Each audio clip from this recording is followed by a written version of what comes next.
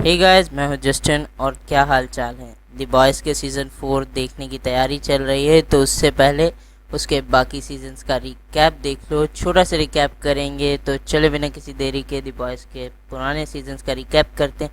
उससे पहले अगर अभी तक चैनल को सब्सक्राइब नहीं किया तो कर लो, वरना ऐसे ही अच्छे कंटेंट तुमसे कहीं मिस ना हो जाए मेरी जान।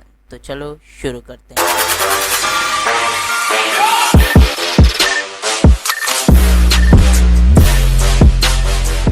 वीडियो स्टार्ट करने से पहले कुछ कैरेक्टर्स का इंट्रो करवा देता हूं, ताकि आपको बाद में कंफ्यूजन ना हो। तो चलें पहले कैरेक्टर इंट्रो करते हैं। इससे पहले आती है द 7 की टीम, जिसके अंदर सुपर ह्यूमंस होते हैं। तो द 7 की टीम का लीडर पहले आता है, जिसका नाम है होमलैंडर। उसके बाद आती है क्वीन मेव, फिर आती है स्टॉर्मफ्रंट, फिर स्टारलाइट। उसके बाद आता है ए ट्रेन, फिर आता है द डीप, और लास्ट में आता है ट्रांसलूसेंट, और वो किसी को दिखाई नहीं देता। तो द बॉयज़ की टीम में सबसे पहला कैरेक्टर आता है उनका लीडर, जो होता है बिली बुचर। उसके बाद आता है फ्रेंची, फिर उसके बाद आता है मदर्स मिल्क यानी कि MM, फिर आता है ह्यूई, और लास्ट में एक फ़ीमेल कैरेक्टर आती है जिसके पास हैं सुपर पावर्स, वो है किमिको।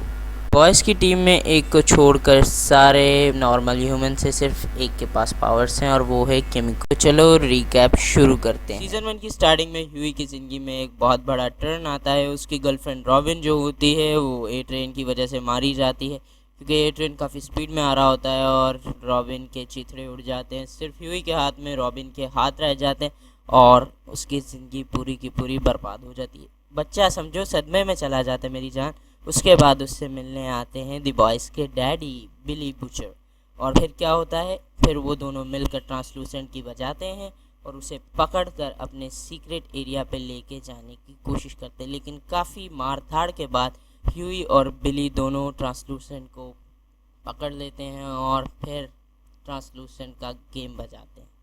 वो तो आगे बताता हूँ कैसे उसका गेम बजता है। तो आगे ये दोनों मिलकर जाते हैं, और इनकी टीम में एक नया मेंबर इंट्रोड्यूस होता है। वो एक फ़ीमेल होती है जो कि एक टेररिस्ट होती है, सूप टेररिस्ट, जो होती है किमिको। बाद में ये इनके साथ चली जाती है किमिको, और फिर वो द बॉयज़ का पार्ट बन जाती है। इसके बाद फ्रेंची एक हथियार बनाने की कोशिश करता है, जिसके थ्रू वो ट्रांसलूसेंट को मार सके, लेकिन उसकी बॉडी बुलेट प्रूफ होती है और किसी भी हथियार का उसकी बॉडी पर असर नहीं करता, क्योंकि वो बुलेट प्रूफ उसकी बॉडी, और बुलेट वापस रिफ्लेक्ट बैक कर जाती है। तो इसके बाद वो उसके अंदर बम घुसाते हैं। अब मैं ये नहीं बताऊंगा किधर से बम घुसाते हैं, वो आप मूवी पूरी सीरीज़ देखिएगा, आपको पता लग जाएगा। इसके बाद उनको पता लगता है कि जो जितने भी सूप्स हैं वो सारे कंपाउंड वी यूज़ करते हैं, और कोई भी सुपर हीरो माँ के पेट से नहीं आता, मतलब वो सारे केमिकल करिश्मे हैं। तो इसके बाद जो द बॉयज़ की टीम होती है वो इनका पर्दाफाश करने पे लग जाती है, और सीज़न के एंडिंग तक वो पूरे टीम वांटेड हो जाती है, क्योंकि उन्होंने लिया है पंगा सूप से। अब उनको ये नंगा करके दौड़ाएंगे। तो उसके बाद सीज़न 2 की तरफ चलते हैं। इससे पहले कि आपसे कुछ छूट जाए, वीडियो के साथ बने रहिए ताकि आपसे मिस ना हो जाए कोई डिटेल। तो चले सीज़न द बॉयज़ के सीज़न 2 के स्टार्टिंग में पता लगता है कि बिली बुचर की वाइफ बेका जिंदा है, और उसका और होमलैंडर का एक बेटा भी, जिसके अंदर कुछ सुपर पावर्स हैं, लेकिन अभी तक उसकी पावर्स का कुछ पता नहीं लगा। तो इसके बाद जो द बॉयज़ की टीम है वो वापस रीयूनाइट करती है, लेकिन सबके अपने अपने मसले हैं।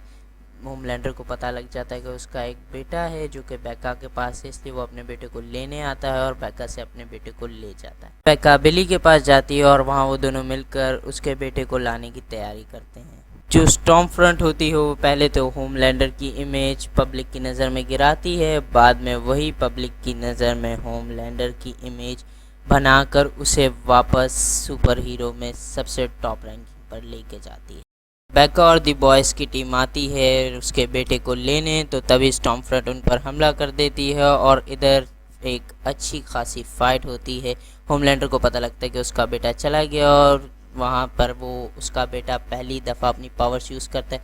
उसके दौरान बेका मारी जाती है और स्टॉर्मफ्रंट भी बिल्कुल अधमरी हो जाती है। बिली उसके बाद से उधर से बेका के बेटे को ले जाता है। विक्टोरिया नाम की एक सूप होती है जो सुपर हीरो क्राइम ब्रांच में काम करती है वार्ड के अंडर, लेकिन वो दुनिया को इस तरह दिखाती है कि वो वॉर्ड के खिलाफ सारे फैसले करती है और उनके सूप्स के ऊपर ट्रायल चलाती है। इससे इंस्पायर होकर यूई इसकी कंपनी ज्वाइन करता है विक्टोरिया न्यूमैन की, और उसके बाद वो कहते हैं कि मैं पुराने काम छोड़ना चाहता हूँ, मैं सिर्फ इंसाफ से लड़ना चाहता, मैं सूप्स का खून नहीं बहाना चाहता। इसलिए वो लॉ एंड ऑर्डर के थ्रू काम करना शुरू कर देता है। सीज़न एंड होते होते तक बिली अपनी वाइफ बेका के बेटे को ग्रेस मैलरी के पास छोड़ जाता है उसकी टेक केयर में। इसके बाद द बॉयज़ पूरी दुनिया में यह बात फैला देते हैं कि सूप्स कोई कुदरत का करिश्मा नहीं, बल्कि वो एक साइंसी इजाद हैं और उसके अलावा कुछ नहीं। और यूं वॉर्ड की इमेज बर्बाद होना शुरू हो जाती है और इसी के साथ सीज़न 2 एकदम एंड हो जाता है।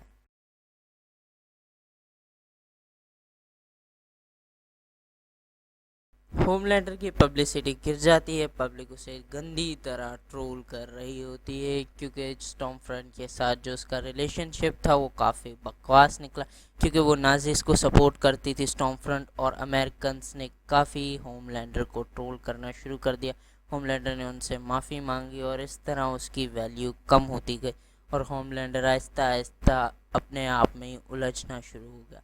इसके बाद इन सब चीज़ों से निकालने के लिए वॉट इंटरनेशनल होमलैंडर और स्टारलाइट की एक लव स्टोरी की न्यूज़ छाप देती है, जिसके बाद इनको थोड़ी फेम मिलना शुरू होता है और होमलैंडर आहिस्ता आहिस्ता वापस अपना फेम गेन करना शुरू हो जाता है।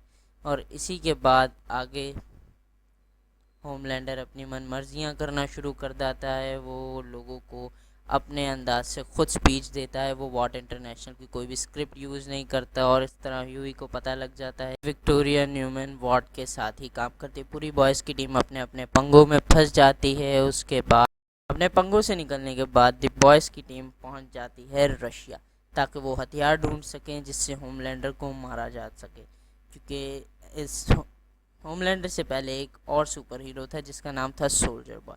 वो भी इसी की जितना पावरफुल था, उसे मारा नहीं जा सकता था, लेकिन उसे किसी हथियार से मारा गया था और वो हथियार रशिया में रखा था। लेकिन जब वो रशिया पहुंचे तो एक नया पंगा आ गया। वो क्या था कि सोल्जर बॉय जिंदा था और सोल्जर बॉय वहाँ से रिलीज़ हो जाता है और हर तरफ तबाही मच जाती है। लेकिन द बॉयज़ की टीम उसे कंट्रोल कर लेती है। बिली उसे होमलैंडर को मारने के लिए इस्तेमाल करने की कोशिश करता है और वो टीम अप कर लेते हैं। बॉय को कंट्रोल करते करते किमिको की सुपर पावर्स चली जाती हैं और वो एकदम नॉर्मल ह्यूमन की तरह हो जाती है। उसके बाद वो बिल्कुल पावरलेस हो जाती है, मतलब उसके ज़ख़म वापस रीजनरेट नहीं होते, मतलब वो उसके घाव नहीं भर रहे और उसकी बॉडी ने रीग्रो करना छोड़ दिया है। सोल्जर बॉय इनकी मदद करने के लिए मान तो जाता है, लेकिन वो अपनी गद्दार टीम के हर मेंबर को पहले मारेगा, उसके बाद वो होमलैंडर को मारने का वादा करता है और द बॉयज़ की टीम उसकी इस काम में प्रॉपर मदद करती है। तो क्वीन मेव के थ्रू अपने बॉयज़ को कंपाउंड भी मिलता है जो कि टेम्परेरी होता है, लेकिन उनसे उनकी बॉडी में पावर्स आ जाती हैं और वो हर तरह के सूप से लड़ने के लिए एकदम फिट एंड फाइन हो जाते हैं। और यूं एक टक्कर का मुकाबला आगे हमें सीज़न 4 में देखने को मिलेगा। तो तीनों सीज़न का मैंने एक शॉर्ट सा रिकैप कर दिया है, तो चलो सीज़न 4 का इंतज़ार करते हैं। और उससे पहले चैनल को सब्सक्राइब कर लेना ताकि जब सीज़न 4 रिलीज़ हो तो मैं उसका रिव्यू करूं और वो तुमसे मिस ना हो जाए। तो चले मिलेंगे किसी और अच्छे ऐसे रिकैप के साथ। तो चैनल को सब्सक्राइब कर लेना ताकि आपसे कोई अच्छा रिव्यू, कोई मूवी, कोई सीरीज़ ना छूट जाए। तो तब तक के लिए अपना ख्याल रखिएगा। Bye bye.